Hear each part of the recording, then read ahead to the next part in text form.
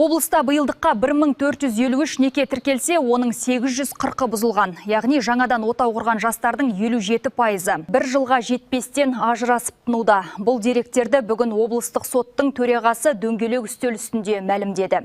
Осы олқылықтың алдын алу мақсатында бүгін анаға тағзым отбасыны қолдау орталығында өнегелі отбасы қоғам көркі атты іс-шара өтті. Мемлекет үшін отбасы институты қоғамның басты іргетасы, әр отбасыдағы тұрақтылық аса маңызды. Дегенмен облыстағы ажырасу туралы статистика көңіл көншітпейді. 2024-те тіркелген неке мен бұзылған некелердің арақатынасы 54%-ды құраған. 2025-те 51%, ал биылғы 4 айдың өзінде 57%, яғни тіркелген некелердің жартысынан көбі бұзылуда. Жаға сотарлық статистикаға қарамастан тиісті органдар ажырасудың алдын алу үшін тынымсыз тер төгуде. Жасыратын жоқ, бүгінде еліміздегі ажырасу көрсеткіштері көңіл қоншытпайды.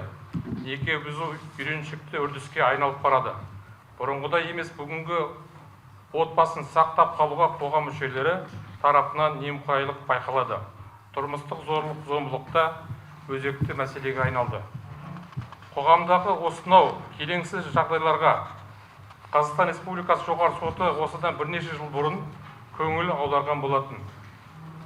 Сол мақсатта республика көлемінде отбасылық сот пилоттық жобасы жүзеге асырылды. Сондай-ақ жиында соңғы жылдары атқарылған жұмыстар да сөз болды. Былтыр Байзақ, Жуалы және Талас аудандарында уақытша тұру бөлімшелері бар жаңа отбасын қолдау орталықтар ашылған. Бұл орталықтар бір терезе қағидатымен психологиялық, құқықтық және әлеуметтік көмек көрсетеді. Тек өткен жылы мұнда 1400-ден астам азаматқа қолдау білдірген. Бүгінде Жамбыл облысында 46 мыңнан астам көпбалалы отбасы тұрады, 6 мыңға жуық ана алтын алқа, 11 мыңнан астам күміс алқа иегері атанған.